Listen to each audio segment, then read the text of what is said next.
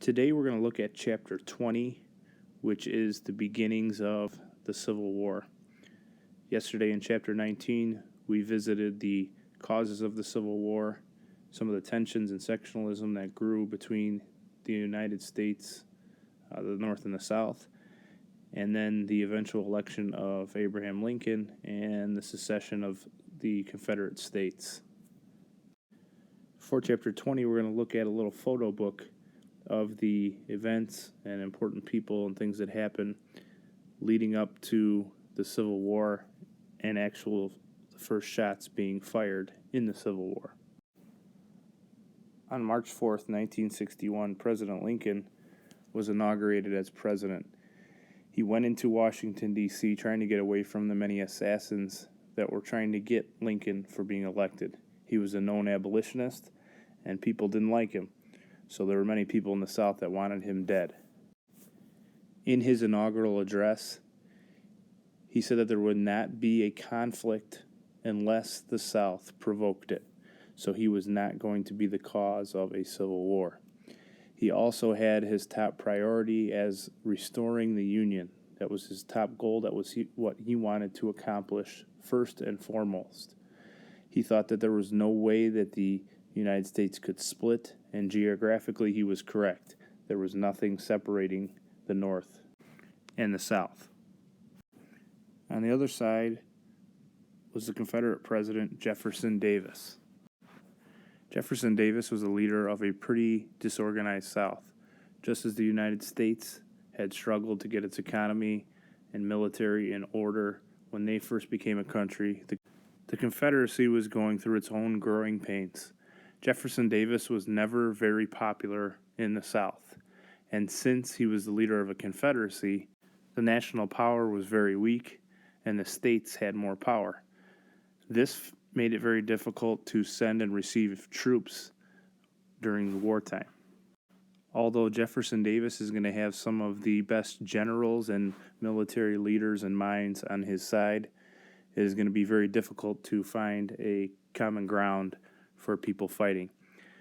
Although slavery and states' rights are going to be some of the issues that they're going to focus on and fighting the North for, some people are fighting just for states' rights. Some people are fighting just for slavery. So sometimes there was a disconnect between people and what they were actually fighting for. The first major military decision came over Fort Sumter. Fort Sumter was a northern fort, but it lay in the South. And most of the forts at this time in the South had been relinquished to the Confederacy, but Fort Sumter had not yet. And Lincoln had a little bit of a dilemma. His soldiers that were sitting in Fort Sumter were starting to run low on supplies, and the South Carolina Army were coming in to try and take over the fort because they wanted control over all the forts that were in the South. Lincoln had to figure out how to deal with the situation. If he let the fort stay there and the South take it over, he looked as if he were letting the South do what they wanted. If he were to fire back upon the South Carolinian Army, then he would be responsible for starting the Civil War. He did not want either to happen, so he had to come up with a strategy. In his strategy, he would send provisions such as food and supplies to the fort. Not guns, not backup, not any more military, and he would not fire upon the South Carolinian Army. Now, this is going to keep him from being responsible for the start of the war, but it also doesn't make him look soft by taking his people out of the fort so the South could take it over. It also puts the start of the Civil War in the hands of Jefferson Davis. Now the ball's in his court, and he's going to have to decide what to do. Jefferson Davis in the South is going to see those provisions, the food and the supplies, being delivered to the fort as reinforcements. Viewing them as reinforcements, they're going to feel that this is an act of war. So on April 12th of 1861, the South Carolinian Army is going to fire its cannons onto the fort for over 34 hours. At that time, not many of the northern soldiers inside the fort are in very much harm's way. So it wasn't like they were killing all of the northern people, but they were destroying the fort. And finally, after those 34 hours, the fort is going to surrender to the South. So now these are the very first shots of the Civil War. Jefferson Davis is now can kind of be to blame for the first shots being fired in the start of the war, and Lincoln avoided being the cause of and the reason why the war is going to start. So his little tactic kind of worked out in his favor. He was not being shown as soft, and he still was not considered to be the cause of the war. After this act of war, Lincoln is going to call on some of the soldiers and volunteer forces. He's going to have so many volunteer soldiers that they're going to have to actually turn some of them away, and they're going to call on 75,000 of those people to fight against the South. Lincoln is also going to use, as part of his plan, a naval blockade, which I'll show you a picture of in just a few minutes. After Lincoln's plan of a blockade, Virginia, Arkansas, Tennessee, and North Carolina are going to join the southern states and secede. Here we have a map of the red states, the Confederate states, the blue states, the Union states, and the red and blue striped are called the border states. Missouri, Kentucky, West Virginia, Maryland, and Delaware are going to be considered border states because they're going to stay and fight with the Union. However, they still have slaves in those states. These states were very critical to both sides. If they had joined the South, it would increase doubled its manufacturing capacity and increase its supply of horses and mules by half. So securing these states in the North was a big success for Lincoln because he kept some of the industry and some of the resources that these states had out of the South's hands. Again, they're called border states because they're going to fight with the Union, trying to preserve the Union, but they do hold slaves. This is where Lincoln has to be very careful. If he were to call the Civil War a war against slavery right away, he may lose these states and give a little bit more advantage back to the South. So he has to be very careful of how he is going to perceive the motivations for war. Later on, he's going to go back during the Emancipation Proclamation and put a slavery focus on the war. Back then to Gettysburg, and when he gives his Gettysburg address, he realizes that in the best case scenario, he could both end slavery and bring the Union back together, but he realizes that bringing the Union back together and get the Confederate States back into the Union is the number one priority of this war.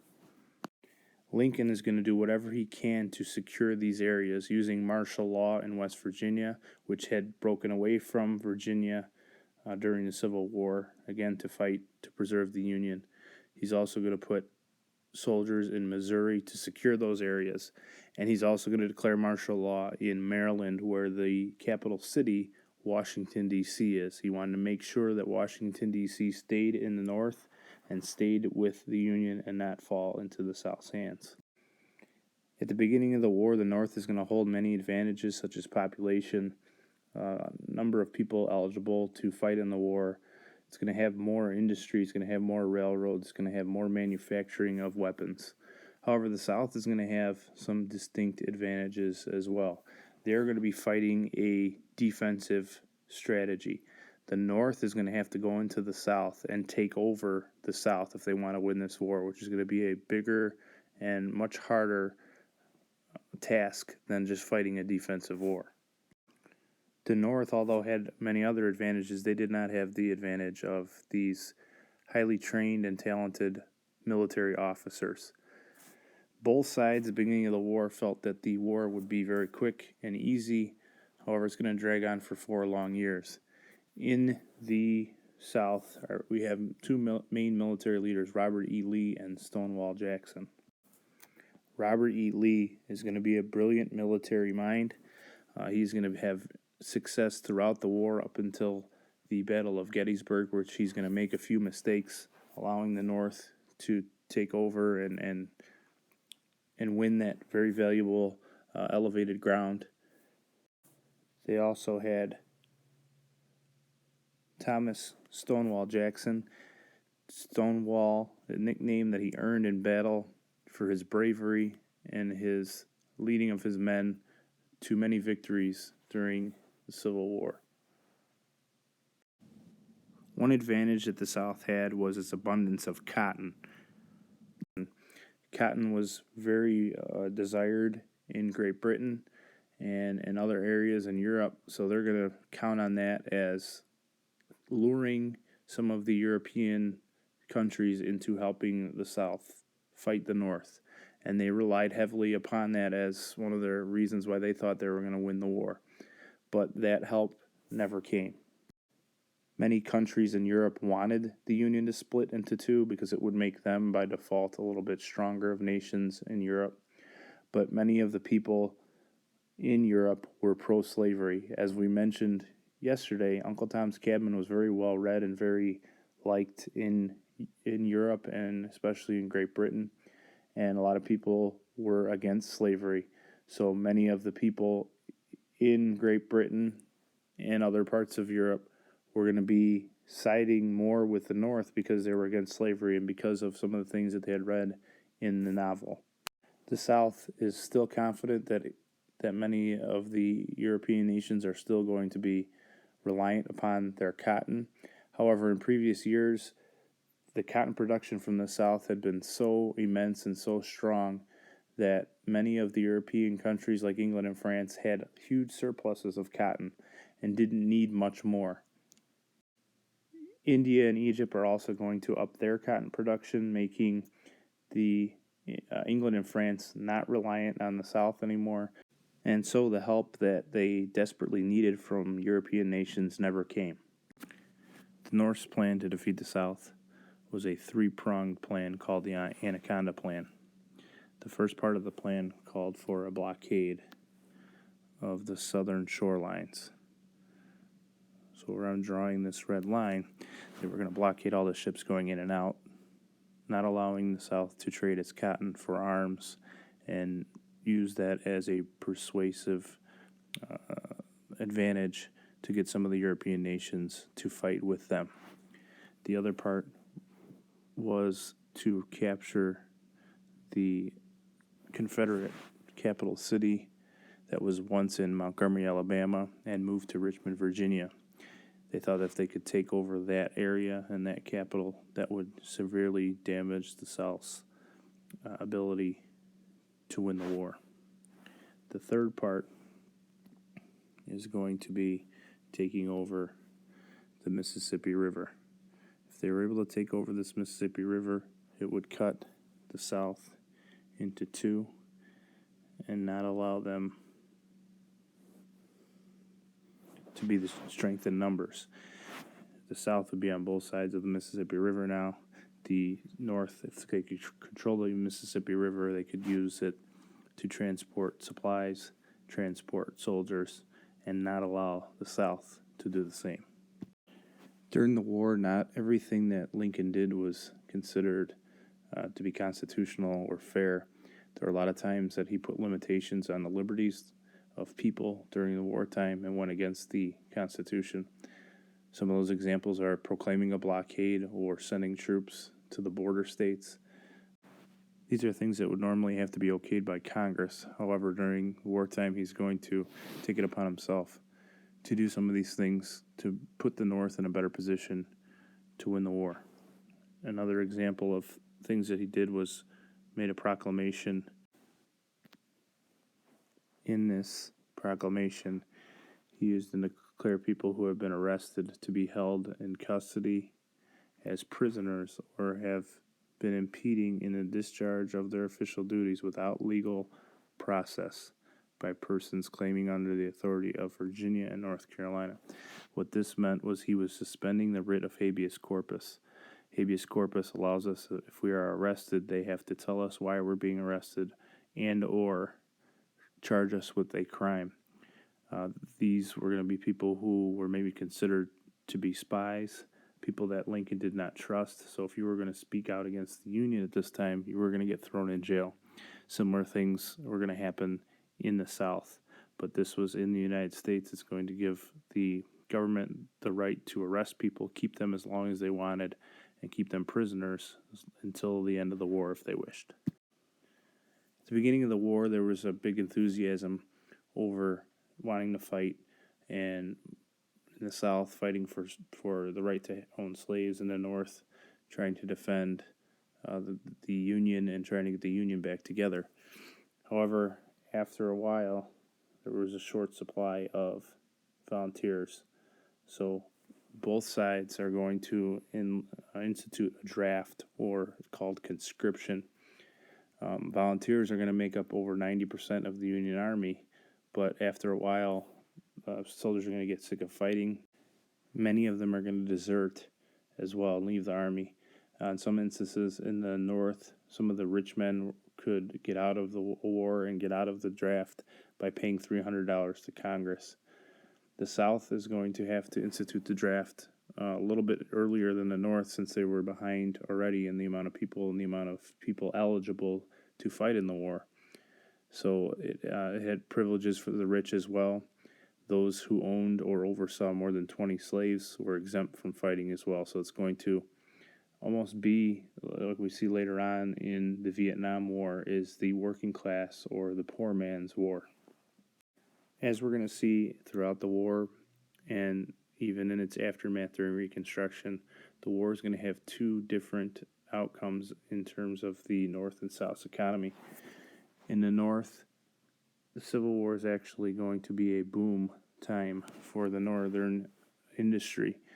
It's going to be more prosperous than before.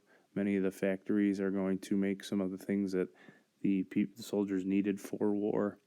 You're going to see the first millionaire class is going to be born in history here because of the industrial boom in the United States. We see for the first time that sizes are going to be offered for clothing to meet the needs of some of the soldiers. We're going to have women are going to gain new advances during the wartime. They're going to, for the very first time, take the jobs of the men that were going off to battle and fill in both in the North and in the South. Some women are going to pose as men and become soldiers themselves and fight in the war. One of the most famous women is going to be Clara Barton. She's going to be the founder of the Red Cross, and what the Red Cross is going to start off as is helping soldiers and the sanitary conditions in the camps and help them become more sanitary, train the nurses, so some of the diseases and some of the infections that were going through the camps as a result of some of the injuries that they had from war are not going to take the lives of many of the soldiers. So she's going to institute the Red Cross to help wounded soldiers, clean up some of the practices and training of nurses. The Red Cross is still around today, and it's one of the organizations that helps many of the natural disasters that we see around the United States and around the world, earthquakes and hurricanes and tornadoes, offering support and supplies to those people when they really need it. So as the northern economy is going to boom, it's going to have just the opposite effect on the southern economy. Plantations are going to be destroyed. So most of the fighting is going to take place in southern land. The South is going to be ruined by war. Their transportation systems are going to collapse. They're going to have very little supplies by the end of the war. And before the war, the South could claim 30% of the nation's wealth. After the war, it's going to be down to 12% of the nation's wealth. Both sides are going to, of the North and the South, are going to be affected by inflation during the war. However, in the South, inflation went up to 9,000%, as opposed to just 80% in the North. So the South's economy is going to have to be something that after the war is over, they're going to have to reconstruct, not only physically, but also economically, try and get it back on its feet to become once again part of the Union. That concludes my picture book on Chapter 20, the very beginnings of the Civil War. In Chapter 21, we will see the major battles, key figures, generals of the war, and see how the North and the South are going to be back and forth with many of the battles, in a longer battle than each side actually thought. You can now go back to any parts of the video you wish to take additional notes. If you are complete, please log off of the video and come to my desk and get a worksheet that will take you through some of the advantages and disadvantages for the North and South and help you review that aspect of the war.